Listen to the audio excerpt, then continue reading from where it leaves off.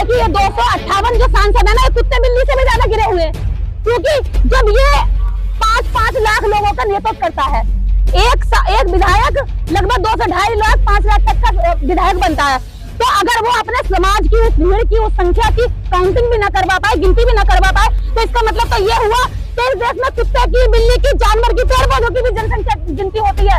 यहाँ तक कि हिजड़ों तक की, किन्नरों तक की यहाँ पर जो है जनसंख्या काउंटिंग होती है।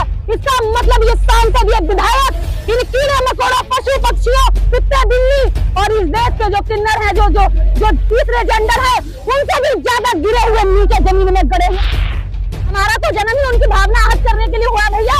अगर हमारा जन्म होते ही जो हमारा दादा परदादा, हमारे यहाँ जब बच्चा होता था तो कहते थे बड़े घर में जाके, साहब मोड़ा हुआ, मोड़ा तोड़ा गुलाम हुआ, तुम्हारा गुलाम हो गया पैदा, और मोड़ी भैया तुम्हारे घर में जहाँ झाड़ू पोछा करेगी तो और बच्चों को खिलाएगी। नई दिल्ली के रामलीला मैदान में आज न्याय अधिकार महासम्मेलन हो रहा है, इसकी जरूरत क्यों पड़ी है? देखिए, न्याय अधिकार, इसका मतलब सीधा सीधा साफ है कि कुछ लोगों के साथ यहाँ अन्याय हुआ है, और कुछ नहीं, बहुत बड़ी संख्या में जो इस देश के अंदर लोग रहते हैं, जो इस देश के निर्माण में अपनी भूमिका निभाते हैं, उनको आज तक किसी भी स्तर पर न्याय नहीं मिला है। इस वजह से आज देश का वो बहुजन तबका इकट्ठा होकर के सभी संगठन जो देश के अलग अलग शहरों में, स्टेट्स में, गाँव में संगठन चला करके अपने न्याय की, अपने अधिकार की मांग करते हैं, आज वो सभी लोग सामूहिक रूप से यहाँ सरकारों के सामने ये कहने आए हैं कि हमारे साथ ये शोषण, अत्याचार और अन्याय कब तक चलता रहेगा। इसलिए इस कार्यक्रम का नाम भी न्याय अधिकार सम्मेलन रखा गया है। लेकिन जो मोदी सरकार है उसका तो नारा है कि सबका साथ, सबका विकास, सबका विश्वास। आप न्याय मांग रहे हो, सबका भला कर रहे हो। वो तो देखिए, ये नारा केवल झूठा है, ये दिखावा है। इसमें सबका साथ नहीं है, इसमें सिर्फ ब्राह्मणों का विकास है, और साथ और वोट इन्होंने बहुजनों का लूट लिया, उनकी महिलाओं का ले लिया, उनके युवाओं का ले लिया, छात्रों का ले लिया, बेरोजगार करके ऐसे जो बच्चे हैं जिन्होंने आत्महत्या तक करी हैं, जिन्हें रोजगार न मिलने की वजह से, तो इन्होंने सिर्फ और सिर्फ एक पर्टिकुलर कास्ट का फायदा करने के लिए बाकी सबको एक जुमला दे दिया कि सबका साथ, सबका विकास। साथ सबका लिया है, विकास केवल कुछ लोगों का किया है, या अडानी अंबानी का किया है, जिन्होंने देश को खरीद लिया। मोदी सरकार की ताकत है कि हमारे देश में टॉप 10 जो उद्योगपति होते हैं, बहुत धनी, वो आगे दूसरे तीसरे नंबर पर अडानी, और जो बांग्लादेश, पाकिस्तान, ठीक है, इस तरह के जो गरीब कंट्री है ना, उन्होंने भी अपनी जो भूखमरी की दर है ना, वो भी कम कर लिया। उनके यहाँ भी हमसे कम भूखे लोग सोते हैं, या हर दिन 22 करोड़ लोग भूखे सोते हैं। तो किस जगह आप बढ़ा रहे? जिस एशिया का सबसे अमीर आदमी जिस भारत में पाया जाता है, एशिया का सबसे गरीब और भूखमरी का जो समाज है, जो गरीबी है, वो भारत के अंदर क्यों पाई जाती है? वो दरिद्री है, वो कमजोरी क्यों पाई जाती है भारत में? इसका मतलब सीधा ये है कि अमीरी गरीबी की जो खाई है वो बहुत ज्यादा है। वो अमीर इतना अमीर है कि एशिया का सबसे अमीर आदमी हमारा भारत देता है, और गरीबी इतनी ज्यादा है कि नीचे तबका इतना है कि यहाँ गरीब सबसे ज्यादा सोते हैं। तो ये आप इसी से आप देख लीजिए कि जो हंगर इंडेक्स है, जो वर्ल्ड हंगर इंडेक्स है, उसमें हमारा देश पहले 101वें स्थान पर आता था, आज वो 107वें स्थान पर पहुंच गया है जब से मोदी सरकार आई है। लेकिन मोदी जी 80 करोड़ लोगों को अनाज दे रहे हैं फ्री, तो वो भूखे क्यों सो रहे हैं? इसका मतलब ये है कि तुम इस देश के अंदर रोजगार नहीं दे पा रहे, यहाँ पर फैक्ट्रियों का निर्माण नहीं करवा पा रहे, यहाँ पर लोगों के जीवन को अच्छा नहीं बना पा रहे, यहाँ की आप बेसिक नीड उनके रोजगार के माध्यम से उन तक नहीं पहुंचा पा रहे हैं, उनको अच्छी शिक्षा नहीं दे पा रहे हैं। केवल लोगों को आप भूखमरी और गरीबी में रख करके 5 किलो राशन देकर उनका वोट ले लेना चाहते हैं, जैसे कि एक मुर्गे को पूरा उधेड़ दो और उसके शरीर से बाल बाल नोच दो, खाल नोच दो, और बाद में 2 दाने डाल करके ले कहकर उसको जो अपने झांसे में ले लो। आप ऐसे ही ये 5 किलो अनाज दे करके उसको अपने झांसे में लपेट कर और वोट ले लेते हैं। लेकिन 5 ट्रिलियन की अर्थव्यवस्था हो जाएगी हमारे देश की, ग्रेट ब्रिटेन से ऊपर जा रही है भारत की अर्थव्यवस्था। कहाँ जा रही है? क्या ये आपने जो भक्तों का वो पढ़ लिया क्या?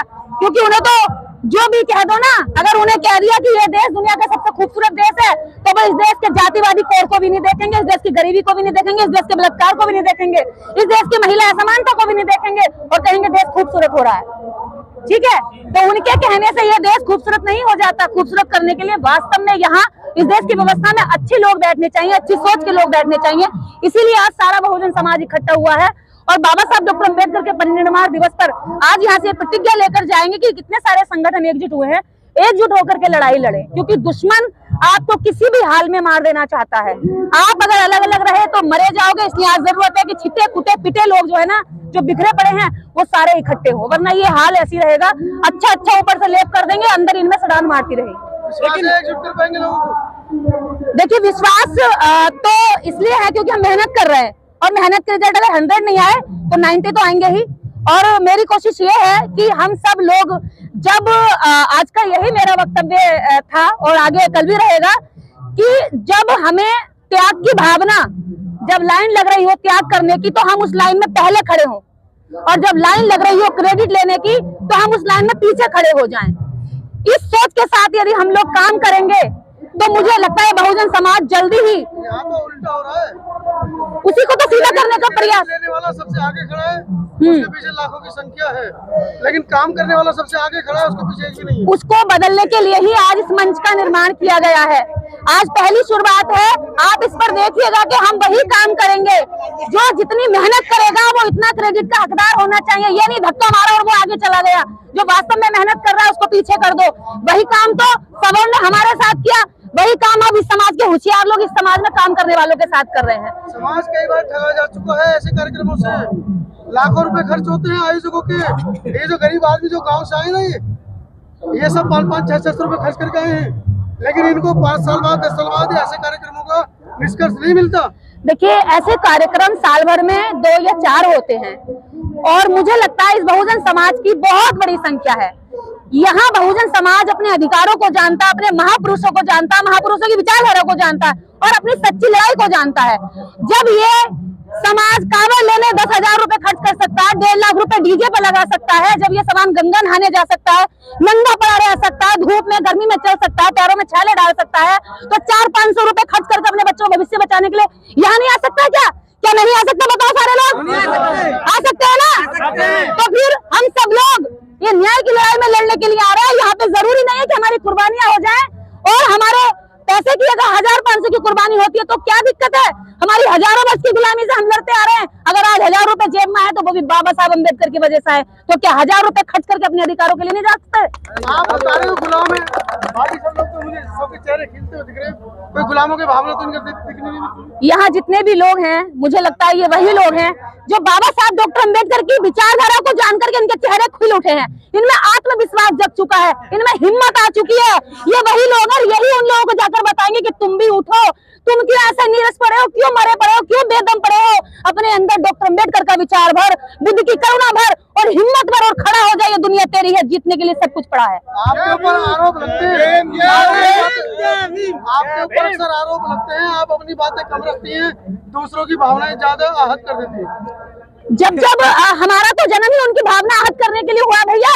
अगर हमारा जन्म होते ही, जो हमारे दादा परदादा, हमारे यहाँ जब बच्चा होता था तो कहते थे बड़ों घर में जाके, साहब मोड़ा हुआ, मोड़ा तोड़ा गुलाम हुआ, तो हर गुलाम हो गया पैदा, और मोड़ी हुई है तो हर घर में जहाँ झाड़ू पोछा करेगी तो हर बच्चों को खिलाएगी, तो तब हमारा जन्म इनके लिए बढ़िया था, तब इनकी हम पे दया थी। लेकिन जब आज हमारी माँ कहती चल हट, उससे मैं अपना बेटी का नाम नहीं रखवाऊंगी, मेरी बेटी का नाम तो लच्छो दासी, कच्चो दासी, ना जाने क्या क्या दासी लिख रहा था, तो मेरी माँ ने कहा मैं अपनी बेटी का नाम निर्देश रखूंगी, तो मेरे नाम से चिढ़े है। अब मेरी माँ ने कहा कि मेरी बेटी तुम्हारी गली सड़ी परंपराओं को नहीं मानेगी, उनको तोड़ करके एक नया रास्ता बनाएगी और देश की समस्त महिलाओं को चलाएगी, अपने पूरे समाज को उस दलदल से निकालेगी, तो आज मेरे हर शब्द से भावना आहत होती है।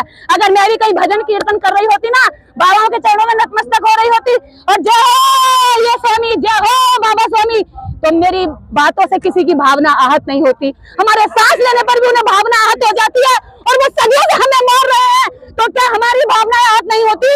क्या हमने भावना नहीं? क्या हमारी माँ ने 9 माह अपने पेट में नहीं रखा? क्या हम रक्त मांस से नहीं बने हैं? क्या हमारे अंदर दिल नहीं है? क्या ये जिस्म उस रक्त से नहीं बना जिससे वो बने हैं? जब उनकी माँ ने भी उसी दर्द से पैदा किया है और हमारी माँ ने भी उसी दर्द से पैदा हुआ है। हर माँ की पीड़ा एक समान होती है बच्चे को जन्मते हुए, तो बच्चे के जन्म के बाद उसका सम्मान ऊपर क्यों और हमारा सम्मान नीचे क्यों? जो लोग व्यवस्था में ऊपर बैठे हैं वो हमेशा ऊंचे बने रहना चाहते हैं। आज इस देश के अंदर बहुजन समाज अपनी बेसिक जरूरतों के लिए लड़ रहा है, अपनी बेसिक नीड्स के लिए रात दिन मेहनत कर रहा है, और वो हवाई जहाजों में बच्चे पैदा कर रहे हैं। वो हवाई जहाज का सपना देखते हैं क्योंकि वो अपने बच्चों को हवाई जहाज पढ़ाते हैं, इंग्लिश मीडियम अलग कर लिया हमसे, और हमारे बच्चे को आज भी हाथ से हल पढ़ाते कि बेटा जा खेत में हल जोतता रहे और बेगारी करता रहे। यही 500 मीटर की दूरी पे संविधान दिलाया गया, पूरे बहुजन समाज की भावनाएं आहत नहीं हुई, किसी ने एक आंदोलन नहीं किया। इसका कारण है बहुजन समाज के लोग जो पढ़े लिखे हैं, जिन्होंने संविधान की बदौलत स्कॉलरशिप लेकर के, छात्रवृत्ति लेकर के स्कूलों में एडमिशन लिया, पढ़ाई करी, ग्रेजुएशन किया, वो लोग इसके जिम्मेदार है कि उन्हें उठ करके इन्होंने विरोध नहीं किया। वो लोग जिम्मेदार है जिन्होंने नौकरी में आरक्षण से नौकरी में तो गए, आरक्षण से प्रमोशन भी लिया, लेकिन जब संविधान चला तो मुंह में टेप लगाकर बैठे रहे, तब भी हम जैसे लोग चीख चिल्ला रहे थे कि तुमने संविधान क्यों चलाया। तो ये वो गद्दारों की वजह से। बाकी मैं गाँव की भली जनता को कभी दोष नहीं दूंगी, क्योंकि उन्होंने तो आज तक संविधान को जाना ही नहीं, उसे तो पता ही नहीं कि उसके संवैधानिक अधिकार कहाँ से आए हैं। अनीता जी, हमारे देश में कुत्ते बिल्ली की गिनती हो जाती है, शेर की गिनती हो जाती है, लेकिन SC/ST के 258 जो सांसद है, ये SC/ST की गिनती नहीं करवा पाए अपने देश में जनसंख्या की।